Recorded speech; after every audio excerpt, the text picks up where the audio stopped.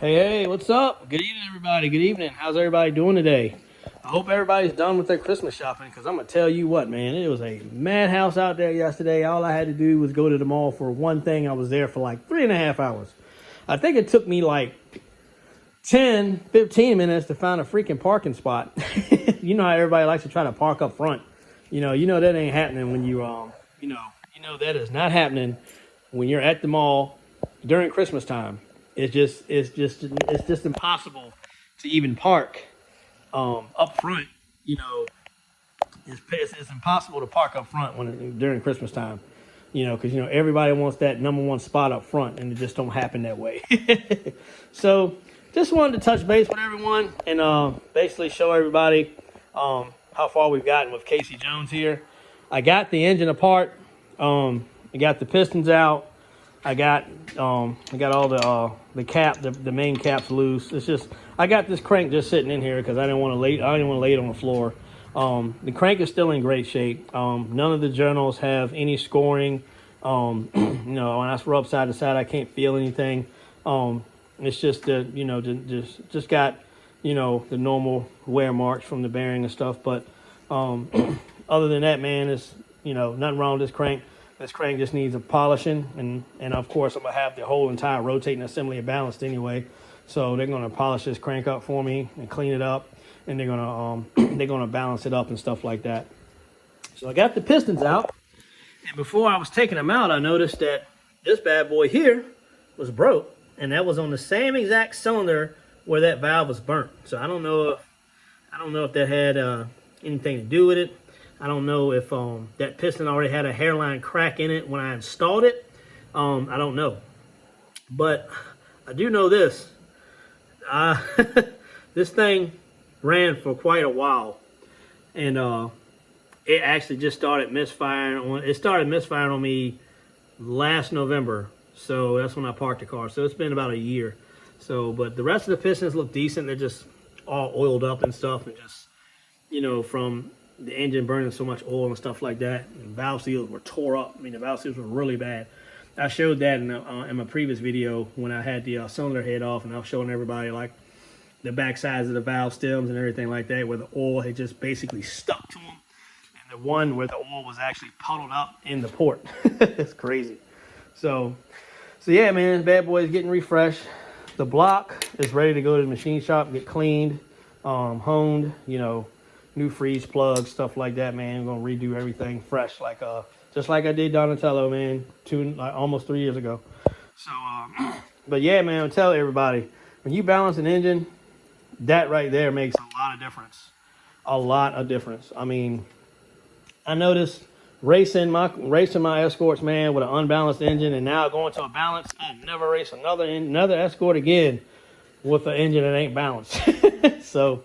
The only reason why the Jasmine is racing with hers unbalanced is because that engine is just, that engine has performed great. It's just ran good. So that's why I have not touched it. I'm just left it alone. I keep the oil changed, and that thing just keeps on running, man. So, hey, I'm going to leave that bad boy alone. So don't burn no oil. I can drive that thing all over town. And we're talking about slush box in there, but if anybody wants to know. But I can drive that thing all over town and, it don't miss a beat at all. So this is usually when I usually pull a BP now or any Escort engine I pull down, because after I do this, I'll be pulling my 1.9 apart, the one I blew up back in November, and I'll have I'll go through the same process that I'm doing with this here. I'm gonna do the same thing with Raphael. So, but I just want to show everybody, man, what I had going on.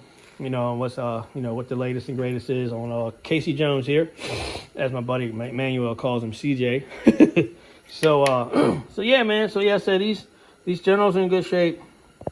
All the journals are in really good shape. Just got these bearings kind of setting up, these caps kind of setting up here.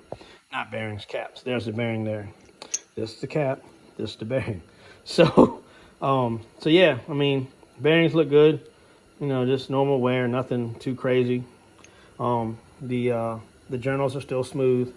So yeah, like I said, this crank will get nothing more than a polishing and a balance. So what I wanted to do, not only did I want to touch base with you guys on that, for the folks that don't know and have not pulled one of these engines apart before, there's one thing you got to be careful of. All right, so on these engines, you got, of course, you got 5 main caps, right? So this cap right here is wider than the rest of these caps. And the reason being is, the reason why this cap here is actually wider, if you notice, I don't know if you guys can really see that. It's hard, I have to actually take and put 2 together to show you, but this cap here is actually wider than the rest. And the reason why that is, the reason why that this cap is a little wider than the rest of the caps is because, let's see, put this somewhere safe. This journal here, number 4 journal on the mains, have what you call a thrust washer. So the thrust washer is what determines how much in play you have on your crankshaft. And when I say in play, that means this way, and this way, like right to left. And if those thrust washers are wore out, you'll have a lot of crank in play, which will also cause crank walk. So what happens is crank walk is like when you put your foot on the clutch, it pushes against the crankshaft and it'll push the crank forward. And then when you let out the clutch, the crank will come back. So that's really bad for an engine. That's real bad for it. You don't want that. So you always want to make sure you replace these thrust washers here. There's one there. There's one there. And I'm gonna push this up, and it's gonna come up on this side. So you can see that bad boy right there. It just came up. So that's the thrust washer right here. So just always remember, when you rebuild one of these, that's a thrust on this one on this side too. So you got 2, one there and one there. And what that does is that keeps the crankshaft from going back and forth. And now you're gonna have a little bit of play back and forth, just a little bit, and that's only what that's only what the spec is supposed to be. I couldn't tell you what that is right now without actually checking it.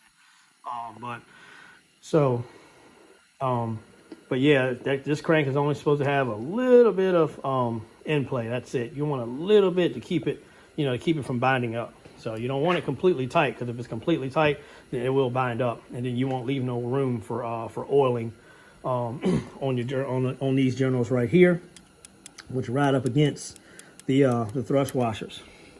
Yeah, right here, and get clear, right there. So those two races is where the crankshaft rides against those thrust washers. So another thing, when you go to install these, pay attention to how you install them, because I'm gonna tell you why. So one side of the thrust washers actually has notches cut out. I wish I had an old pair here to show you guys, but I don't. The thrust washers actually have a notch cut out. So the notch that's cut out, that is actually allowing oil to get to this journal right here. So the crankshaft will ride smooth against those thrust washers. If you flip them around the other way, where the notches are facing into each other, like facing the block, you're in trouble. You're in big trouble.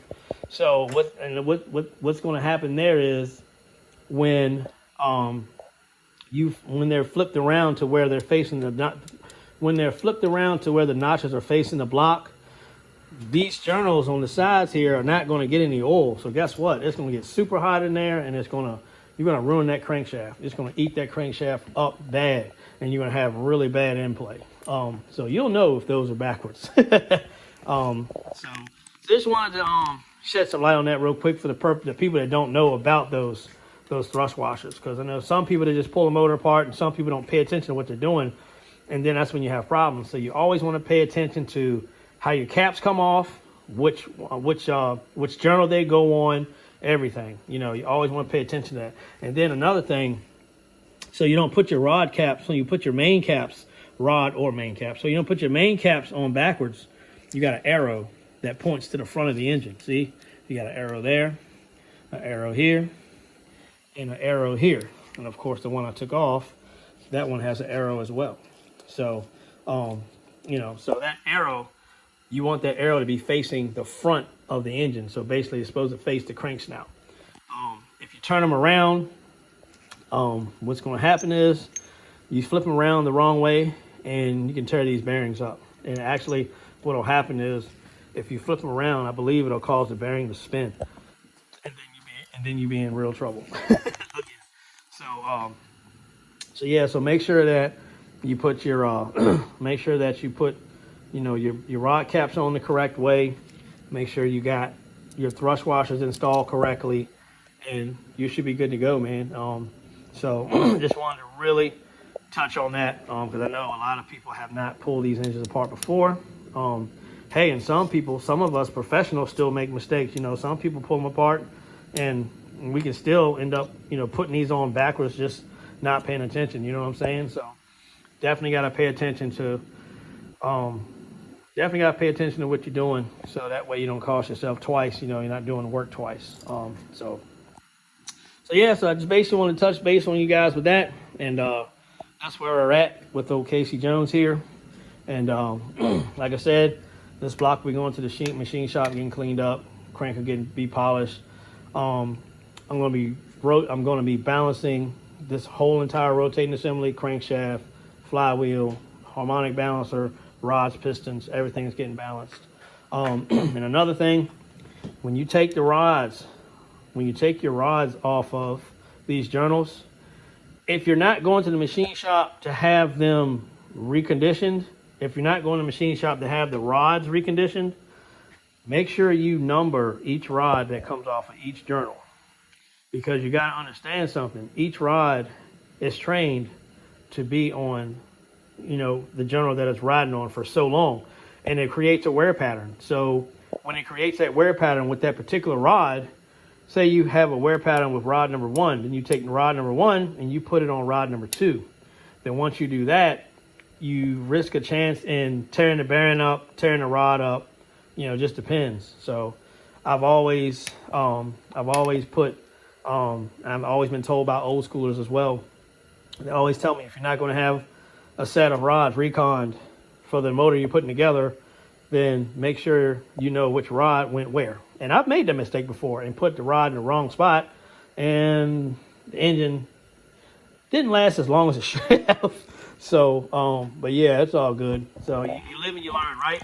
So, you know, that's what I'm here for, to try to coach people and help them out so they don't make these mistakes. And like I say, man, if you guys got questions, feel free to reach out to me.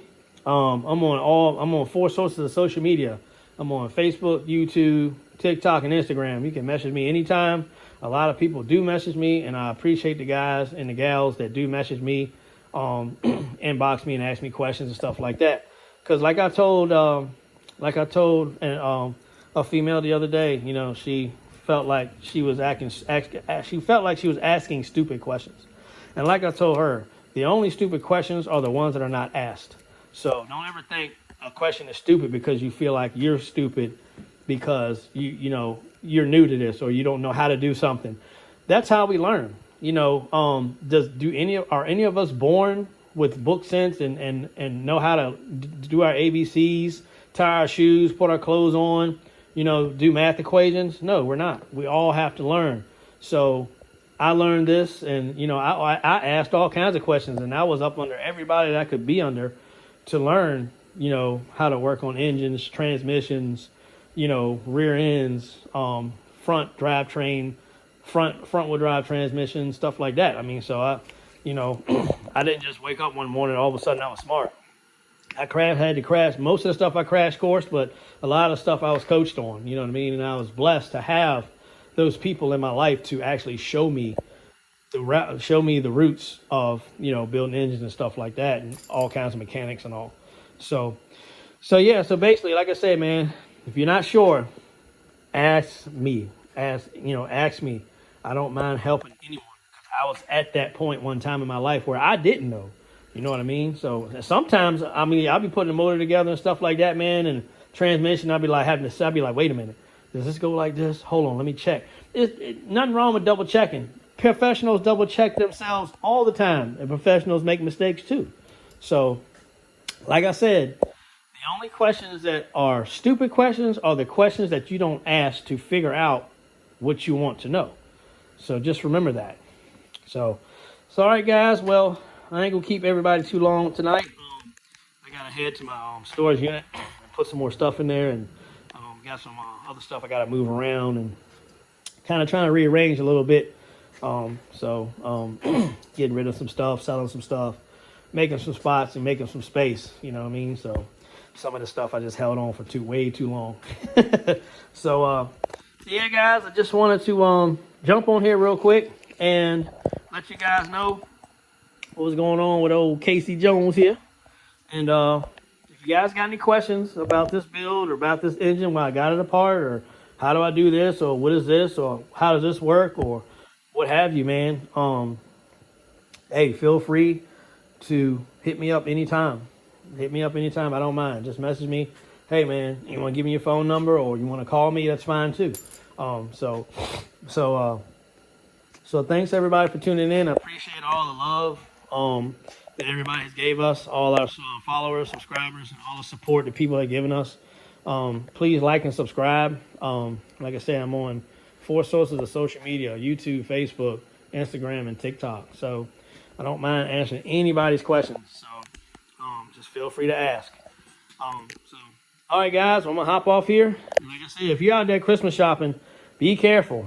I mean, be careful. People will run you over, and, you know, next thing you know, you got footprints on your back and your neck and back of your head and stuff like that.